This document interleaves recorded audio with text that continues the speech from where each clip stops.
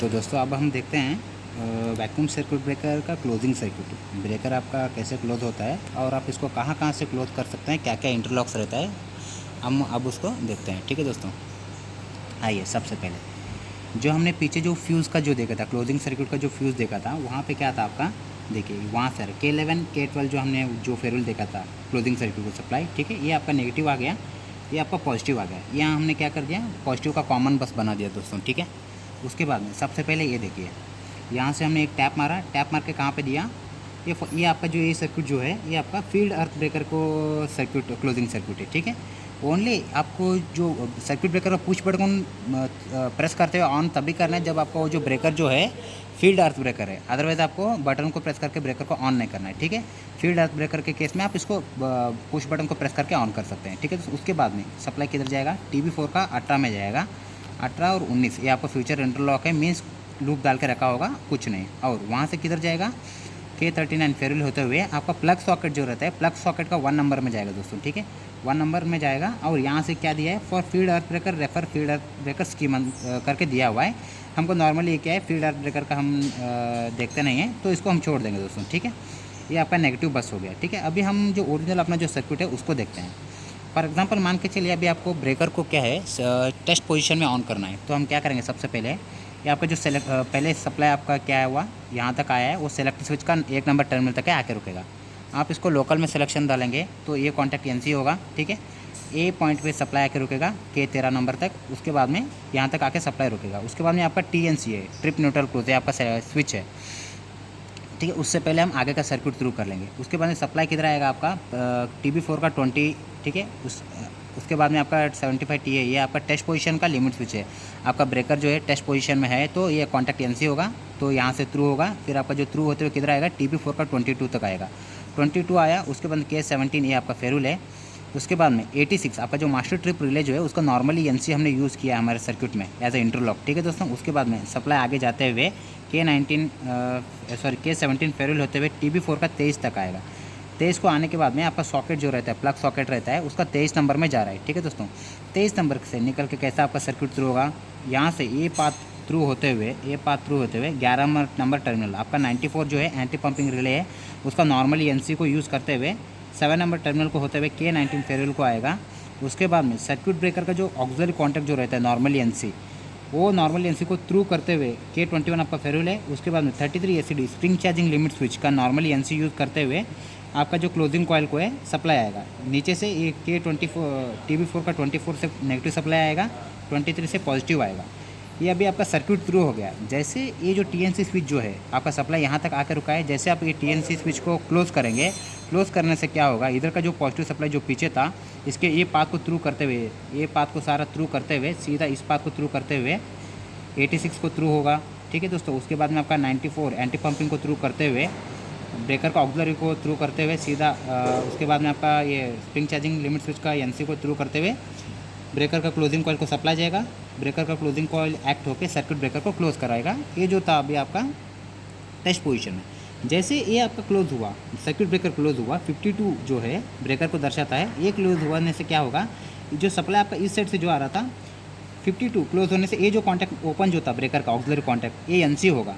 जो सप्लाई आपका इधर से जाने वाला था अब इधर से आने लगेगा, इस पाथ से आने लगा। इस पाथ से आते हुए क्या करेगा, 94 एंटी पंपिंग कॉन्टैक्टर को पिकअप करेगा दोस्तों।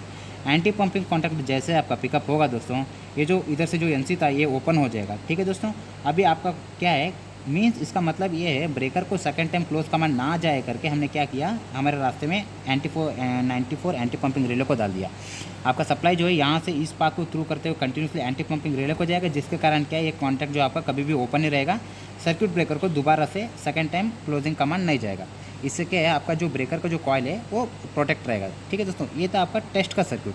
अभी हम देखेंगे रिमोट में ब्रेकर को टेस्ट में रखते हुए भी ऑन कर सकते हैं या नहीं करके। ठीक है, उस कंडीशन में क्या है, ये देखिए सेलेक्टर स्विच को आपने रिमोट में डाला दोस्तों। ठीक है, रिमोट में डालने के बाद में आगे का जो भी सर्किट था वो पहले की तरह ही थ्रू ही रहेगा। ठीक है दोस्तों, बस आपका क्या है, जैसे आप रिमोट से कमांड देंगे, एक K12C ये आपका एक 24 वोल्ट का DC रिले है, जैसे आप कमांड देंगे वो रिले पिकअप होगा। रिले पिकअप होने से ये जो कॉन्टैक्ट 7 एंड 11 जो NC है, 3 एंड 11 NC होगा। जो DC सप्लाई है इस पाथ को थ्रू करते हुए, जैसे हमने अभी जो देखा, ये पाथ को थ्रू करते हुए सीधा आके हमारा सर्किट ब्रेकर क्लोज होगा दोस्तों। सर्किट ब्रेकर क्लोज होगा, इसका ऑक्सिलरी कॉन्टैक्ट यहाँ पे है, एक कॉन्टैक्ट पिकअप होने से सीधा आपका एंटी पंपिंग रिले पिकअप होगा, एंटी पंपिंग पिकअप होने से ये कॉन्टैक्ट ओपन होगा। ब्रेकर को सेकंड टाइम आप कमांड देंगे तो कमांड नहीं जाएगा, क्योंकि ये जो आपका कॉन्टैक्ट जो है ये ओपन हो जाएगा। एक तो इधर से ओपन होगा, दूसरा ये जो 52B है ये भी ओपन, जैसे आपका ब्रेकर ऑन होगा ये कॉन्टैक्ट ओपन हो जाएगा। एक तो आपने सप्लाई कॉइल को सप्लाई जैसे इधर से रोक दिया, दूसरा आपने इधर से रोक दिया, तो आपका कॉइल जो है अभी प्रोटेक्टेड है। ये था अभी आपका जो ब्रेकर का टेस्ट पोजीशन में क्लोज करने का। अभी हम देखेंगे सर्विस में कैसे क्लोज होगा। ठीक है दोस्तों, सर्विस पोजीशन में क्या होगा, इधर देखिए, ये आपका सप्लाई आपने यहाँ से लिया, यहाँ से लेते हुए किधर आया आपका K12C, ये आपका सेम जो आपका 24 वोल्ट का जो डीसी सप्लाई रिले है, डीसी सप्लाई रिले में आ गया। ठीक है, उसके बाद में क्या है, जैसे आप कमांड देंगे दोस्तों DCS से, ये कॉन्टैक्ट जो है नॉर्मली 9 और 13 NC है। इस कंडीशन रिले पिकअप होने के बाद में 5 और 13 NC होगा। NC होने के कारण आपका जो पल्स कमांड था K27 फेरुल को होते हुए TB1 का 12 to 11 होकर जाएगा। ये आपका फ्यूचर इंटरलॉक है, मीन्स आप यहाँ कहीं से भी कुछ भी इंटरलॉक डाल सकते हैं। अभी एट द मोमेंट ये फ्यूचर इंटरलॉक मीन्स लूप डाल के रखा हुआ है 11, 12, उसके बाद में 9, 10 ये आपका लूपिंग डाल के रखा हुआ है। उसके बाद में किधर आएगा आपको K35 फेरुल नंबर के थ्रू होते हुए TB4 का 21 में आएगा दोस्तों। 21 से निकल के किधर जाएगा, आपका रिले में जाएगा। रिले का क्लोज परमिसिव को मांगेगा। अगर आपका रिले हेल्दी है, क्लोजिंग सर्किट हेल्दी है, तो आपका रिले ये कॉन्टैक्ट हाई करके सप्लाई को थ्रू करते हुए इधर देगा, TB4 का 22 में आएगा। उसके बाद में K17A फेरुल होते हुए 86 master trip relay normal condition में, इसका नॉर्मली NC लिया हुआ है, इसका NC थ्रू करते हुए सप्लाई आपका आगे जाएगा K17 आपका फेरुल के थ्रू होते हुए। उसके बाद TB4 का 23 में आएगा। 23 में आते हुए फिर आपका आगे किधर जाएगा, जो आपका प्लग सॉकेट जो रहता है उसका 23 नंबर में आएगा दोस्तों। 23 नंबर को आने के बाद में फिर से जो अभी मैंने पहले एक्सप्लेन किया टेस्ट सर्किट में, वही सेम प्रोसीजर काम करेगा। जैसे कि 23 में आने के बाद सप्लाई आपका किधर जाएगा, ये आपका 94 का जो नॉर्मली NC जो है एंटी पंपिंग का नॉर्मली NC यूज़ करते हुए 11 to 7 सप्लाई आएगा। वहाँ से ट्रैवल करते हुए ब्रेकर का ऑक्सिलरी स्विच 52B NC है, नॉर्मली NC है। सप्लाई इधर से आगे होते हुए K21 फेरुल है, spring charging contactor normally NC है, उसको NC यूज़ करते हुए सीधा आपका सर्किट ब्रेकर का क्लोजिंग कॉइल को आएगा। जैसे सप्लाई आएगा कॉइल पिकअप होगा, कॉइल पिकअप होने से ब्रेकर ऑन होगा। इसको ऑक्सिलरी कॉन्टैक्ट हमने यहाँ पे यूज़ किया है 52A, ये कॉन्टैक्ट NC होगा। ये कॉन्टैक्ट NC होने से सप्लाई आपका इधर से घूमते हुए K25 पेरोल को होते हुए 94 एंटी पंपिंग रिले पिकअप होगा।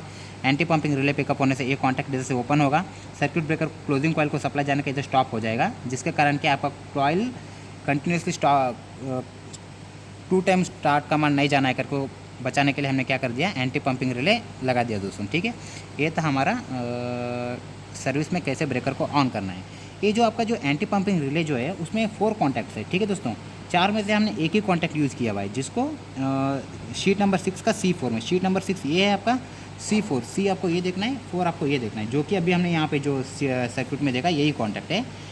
ठीक है, जैसे पिकअप होगा ये कॉन्टैक्ट 7, 11 जो नॉर्मली NC है, ये अभी क्या हो जाएगा 7 और 3 को होगा। मतलब क्या है, आपका सप्लाई जो इधर जाने का रोक देगा। बाकी जो 3 कॉन्टैक्ट है ये आपका स्पेयर कॉन्टैक्ट है, इनके सब कहीं पे इसको रिक्वायरमेंट है, आप वहाँ पे इसको यूज़ कर सकते हैं। ये आपका सर्किट वैक्यूम सर्किट ब्रेकर का क्लोजिंग सर्किट था। उसके बाद में इधर देखिए दोस्तों, ये जो दिया है ना 75T है, ये आपका क्या है, टेस्ट पोजीशन का लिमिट स्विच है दोस्तों। टेस्ट पोजीशन का लिमिट स्विच में 2 नॉर्मली ओपन कॉन्टैक्ट है, इसको कहाँ पे यूज़ किया करके दिया है।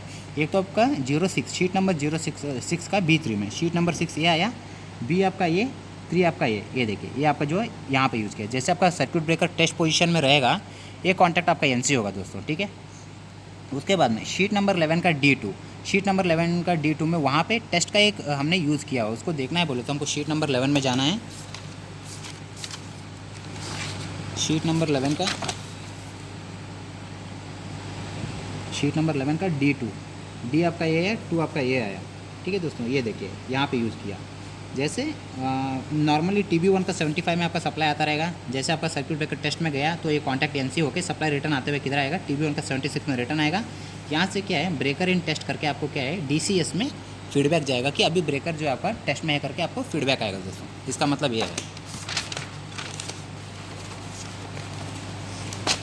ठीक है दोस्तों, उसके बाद में ये जो आपका 33SCA, ये आपका क्या है, सर्किट ब्रेकर में आपने 5 स्प्रिंग चार्जिंग लिमिट स्विचेस लगाया हुआ है, उसको हर एक को हमने एक जगह में डाल के रखा हुआ है इंटरलॉक के लिए। ठीक है दोस्तों, जैसे बोला है तो ये देखिए 33SCA, SCB, SCC, CD, CE करके हमने 5 लिमिट स्विच यूज़ किया हुआ है, और उसको सभी को हमने इंटरलॉक में डाल के रखा हुआ है। फॉर एग्जांपल देखिए अभी 13-14 SCA का शीट नंबर 9 में B3 में इसको यूज़ किया हुआ है, शीट नंबर 9 का B3 का।